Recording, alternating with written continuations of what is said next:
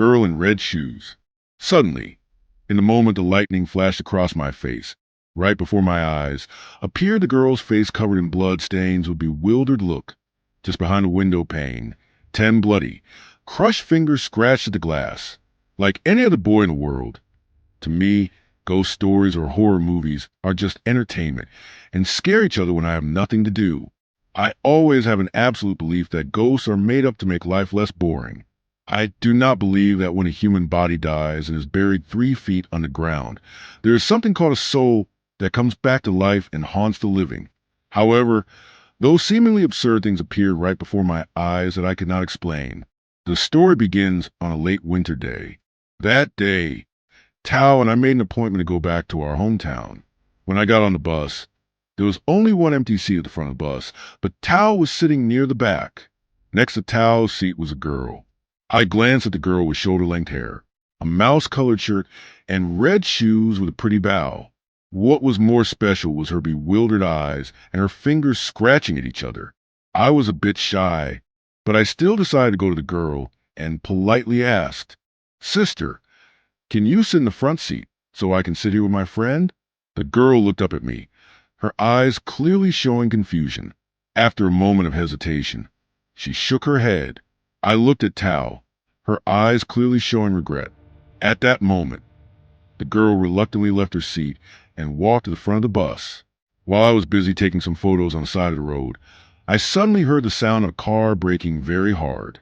Immediately after that, Tao and I were pushed forward, and someone screamed in horror. I felt the car shake violently.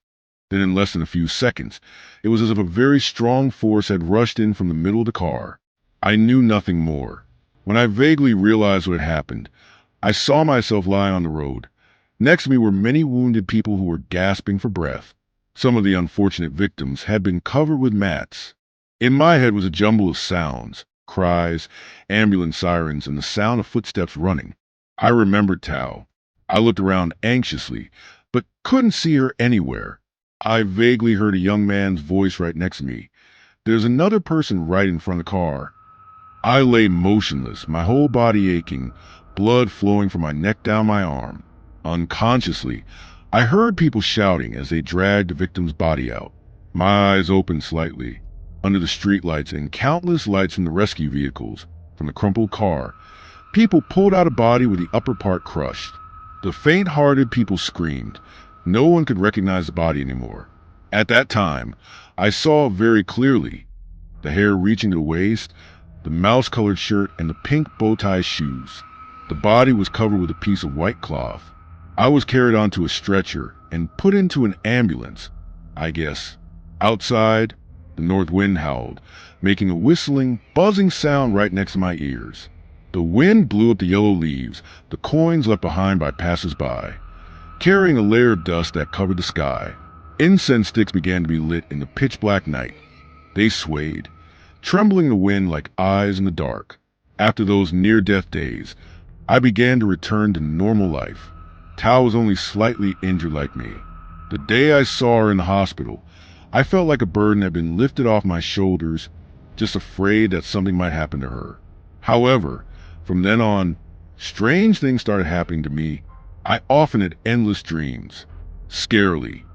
They were all dreams related to the car that happened that day, and the image of the girl with shoulder-length hair, a mouse-colored shirt, pink shoes with a bow, and her 2 hands scratching each other from that day. Every dream was like that, the girl's bewildered eyes looking at me, until I felt like I couldn't breathe anymore and suddenly woke up.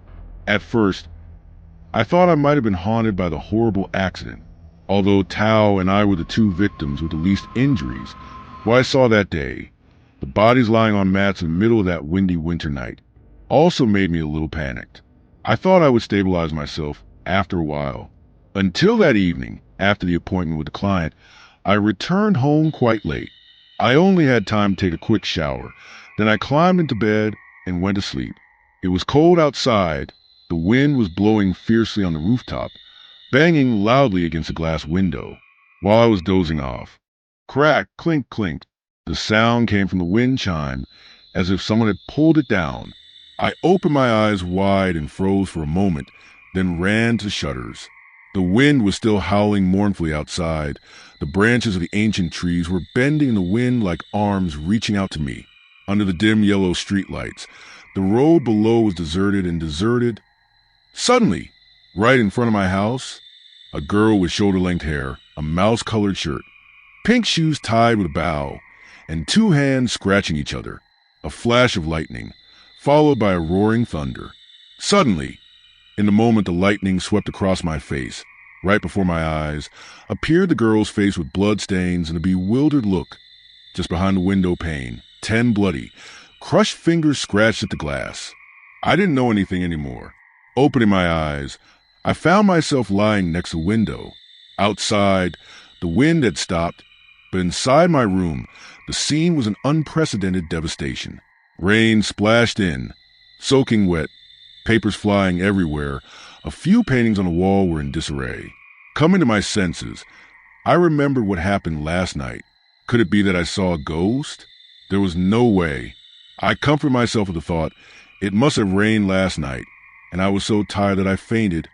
I've been feeling a bit weak lately. The rest must have been just my daydreaming. I decided to stay home for a day and go to work tomorrow. The next afternoon, I was having lunch at the company. Suddenly a girl sitting across from me kept glancing at me and looking around. I was a bit surprised but still smiled at her in return. While I was washing my hands, the girl ran over to me and whispered in my ear, "You're being haunted. There's a girl following you." I smiled suspiciously and walked away. These days, kids are into watching movies with horror stories. She must have seen me tired and pale and applied the stories in the movies to this. After work, my friends and I went to the old town to drink coffee and then went to Westlake to enjoy the breeze. When it was almost late at night, we were wandering on the street when suddenly I saw under the tree on the other side of the street there was a girl with long hair, and at that moment I saw pink shoes and two hands scratching each other. My heart skipped a beat. I sped up in the middle of my friends, suddenly thinking about the girl's words at noon. I didn't look back for a second. Saying goodbye to the last friend at the intersection turning to my house, I suddenly felt scared. Then I felt ridiculous with myself. Being a man, having gone home at night many times, I didn't know what else I was afraid of. Thinking that, I still accelerated and sped away in the dark night. I wanted to get home as soon as possible. Seeing the bright yellow light at the end of the alley, I suddenly felt strangely happy. Nothing happened. Maybe I was just absent-minded. But when I turned the corner, under the reflection of the puddle on the road after the afternoon rain, I recognized the silhouettes of two people sitting in the car. One person was of course me, but who was the other? I turned around. There was no one behind me.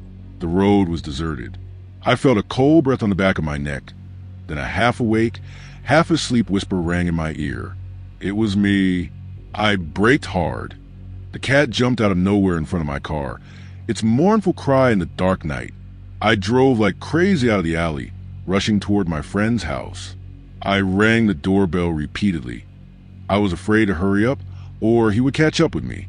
My friend looked surprised when he saw me, but probably seeing my pale face, he didn't ask much, just told me to go in and take a shower, so I wouldn't be cold.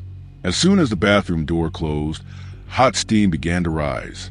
The warm water from the shower made me feel extremely awake. Reaching for the towel, I didn't know why I had a strange feeling. I looked around. There was no one. I looked up. In the mirror, the face of a girl with long hair, a pale face and blood flowing from the corner of her eyes, with bloody fingers pressed against the glass. I screamed in horror. When I woke up, I was surprised to see that I was still alive. My friend was sitting next to me worriedly. He said that my screams made even the neighbors look over to ask what was going on. After hearing my story, the next day he took me to the suburbs. There I went to an old lady's house. The moment she saw me, the old lady immediately scolded me in the face. Don't follow him anymore. I vaguely understood. After that, the old lady told me to take her to the place where the accident happened. When we got there, it was already dark. The leaves on the trees along the road were all gone, leaving only bare branches like ghostly hands. The wind started to blow. The old lady took out a mannequin from her pocket, mumbled something that I couldn't hear clearly, and lit it on fire. I vaguely saw in a howling wind, mist and smoke mixed together vaguely. Before my eyes, the girl with waist-length hair, a mouse-colored shirt, red shoes tied with pretty bow. Her two hands scratching each other suddenly turn around and walk toward the distant fields, gradually fading, then disappearing in the misty smoke. The story ends here. Thank you for listening. Goodbye and see you again.